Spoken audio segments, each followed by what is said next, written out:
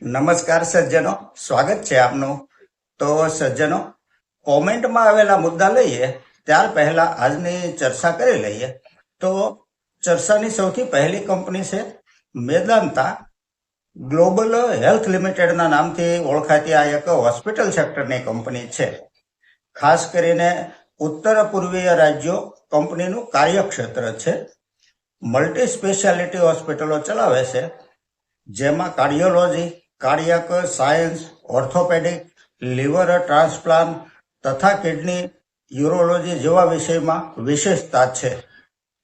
ફંડામેન્ટલને જો આંકડામાં સમજીએ તો જે સેલ્સ ડિસેમ્બર 23 ક્વાર્ટરમાં 836 કરોડ હતું તે ત્યાંથી વધીને 943 કરોડ થયું છે. નેટ પ્રોફિટ 124 કરોડથી વધી 143 કરોડ થયો છે. ઈયર ટુ ઈયર નેટ પ્રોફિટ જોઈએ તો 29 કરોડ, ત્યાંથી 196 કરોડ, ત્યાંથી 324 કરોડ, 478 કરોડ થઈ અને 507 કરોડ થયો છે. પ્રોફિટનો ગ્રાફ સતત અપટ્રેન્ડમાં છે. છેલ્લા 3 વર્ષનો કમ્પાઉન્ડિંગ પ્રોફિટ ગ્રોથ 155% છે. સેલ્સ ગ્રોથ CAGR 3 વર્ષનો 31% છે. ઓપરેટિંગ પ્રોફિટ માર્જિન 25% છે. બોરોવિંગ 688 કરોડ છે, તો સામે રિઝર્વ કંપની પાસે 3088 કરોડ છે. માર્કેટ કેપ 34,086 કરોડની છે. આ એક મિડ કેપ કંપની છે. સ્ટોક પ્રાઇસ 1270 રૂપિયા છે. 52 વીક હાઈ 1511 સુધી ગયેલો છે. પી રેશિયો 67 છે. ROC 19% છે. ROE 18% છે અને ફેસ વેલ્યુ 2 રૂપિયા છે. શેર હોલ્ડિંગ પેટર્ન જોઈએ તો પ્રમોટર હોલ્ડિંગ 33% છે. FII નું હોલ્ડિંગ 11.76% છે. DII નું હોલ્ડિંગ 11.93% છે અને પબ્લિક 43.28% છે. આ એક પ્રોફિટેબલ કંપની છે. આગળની કંપની છે શક્તિ પંપ ઇન્ડિયા લિમિટેડ. કંપની અલગ અલગ ક્ષમતાવાળા પાણીના pump, monoblock pump, submersible pump વગેરે બનાવે છે, જેની દેશ વિદેશમાં માંગ છે. સેલ્સ પ્રોફિટ જોઈએ તો જે સેલ્સ ડિસેમ્બર 23 ક્વાર્ટરમાં 496 કરોડ હતું તે ત્યાંથી વધીને 649 કરોડ થયું છે. નેટ પ્રોફિટ 45 કરોડથી વધી 104 કરોડ થયો છે. છેલ્લા 3 વર્ષનો કમ્પાઉન્ડિંગ પ્રોફિટ ગ્રોથ 23% છે. સેલ્સ ગ્રોથ CAGR 3 વર્ષનો 14% છે. સ્ટોક પ્રાઇસ CAGR 3 વર્ષનો 120% છે. ઓપરેટિંગ પ્રોફિટ માર્જિન 24% છે. બેલેન્સ શીટ જોઈએ તો બોરોવિંગ 162 કરોડ છે, તો સામે રિઝર્વ કંપની પાસે 922 કરોડ છે. માર્કેટ કેપ 11,400 કરોડની છે. સ્ટોક પ્રાઇસ 950 રૂપિયા છે. પી રેશિયો 29 છે. ROC 31% છે. ROE 24% છે. ફેસ વેલ્યુ 10 રૂપિયા છે. શેર હોલ્ડિંગ પેટર્ન જોઈએ તો પ્રમોટર હોલ્ડિંગ 51.61% છે. FII 5.16% છે. DII 4.32% છે અને પબ્લિકનું હોલ્ડિંગ 38.91% છે. કંપની પ્રોફિટેબલ છે, ફંડામેન્ટલ સારું છે કંપનીનું. આગળની કંપની છે premier polyfilm limited. Company vinyl flooring, PVC sheet તથા કૃત્રિમ લેધર બનાવે છે, જેનો ઉપયોગ વાહનની સીટ તથા ઠેલા, પેકેટ, પર્સ વગેરે બનાવવામાં થાય છે.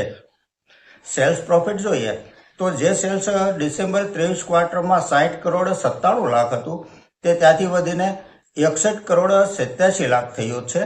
નેટ પ્રોફિટ 4 કરોડ 23 લાખથી વધી 6 કરોડ 67 લાખ થયો છે. ઈયર ટુ ઈયર નેટ પ્રોફિટ જોઈએ તો 8 કરોડ, ત્યાંથી 10 કરોડ, ત્યાંથી 12 કરોડ, 21 કરોડ થઈ અને 27 કરોડ થયો છે. પ્રોફિટનો ગ્રાફ સતત અપટ્રેન્ડમાં છે. 3 વર્ષનો કમ્પાઉન્ડિંગ પ્રોફિટ ગ્રોથ 35% છે. સેલ્સ ગ્રોથ CAGR 3 વર્ષનો 20% છે. સ્ટોક પ્રાઇસ CAGR 3 વર્ષનો 36% છે અને 5 વર્ષનો 73% છે. રિઝર્વ કંપની પાસે 96 કરોડ છે, તો બોરોવિંગ 0 છે. આ એક સંપૂર્ણ કર્જ મુક્ત કંપની છે.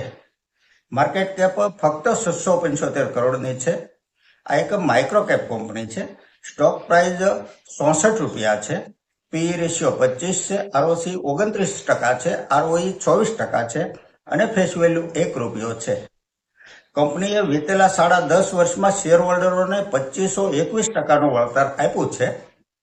શેર હોલ્ડિંગ પેટર્ન જોઈએ તો પ્રમોટર હોલ્ડિંગ 67.60% છે, ડીઆઈ 1% છે, સરકારનું હોલ્ડિંગ 0.21% છે અને પબ્લિકનું હોલ્ડિંગ 31.16% છે. આ એક પ્રોફિટેબલ કંપની છે. દોસ્તો, એક સજ્જને ઇરેડા વિશે ચર્ચા કરવા કહ્યું છે. ઇન્ડિયન રિન્યુએબલ એનર્જી દેવ એજન્સી ભારત સરકારની આ એક એનબીએફસી કંપની છે જે રિન્યુએબલ એનર્જીના ક્ષેત્રમાં કામ કરતી કંપનીઓને લોન પ્રોવાઈડ કરવાનું કામ કરે છે. જે સેલ્સ માર્ચ 24 ક્વાર્ટરમાં 1391 કરોડ હતું તે ત્યાંથી વધીને 1904 કરોડ થયું છે.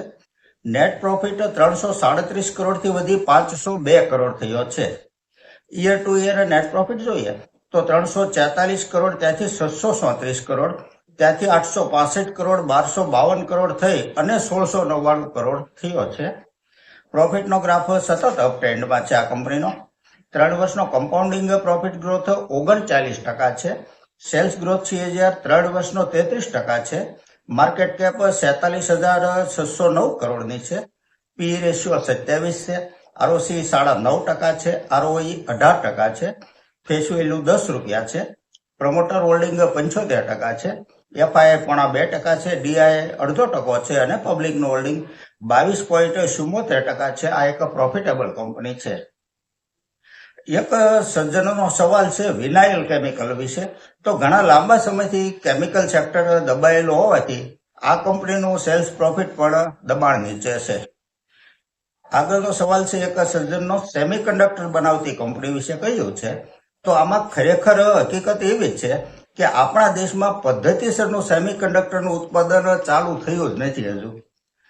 કોઈ કંપની ફ્યુચર પ્લાન તથા પ્રોજેક્ટ વિશે જણાવે છે, પરંતુ વાસ્તવિક પ્રોડક્શન ચાલુ થયું નથી. તો સજ્જનો, આ સાથે આજની આ ચર્ચા પૂરી કરીએ છીએ. જો આપને ચર્ચા પસંદ આવી હોય તો લાઈક અને સબસ્ક્રાઇબ કરવા વિનંતી કરું છું. નમસ્કાર.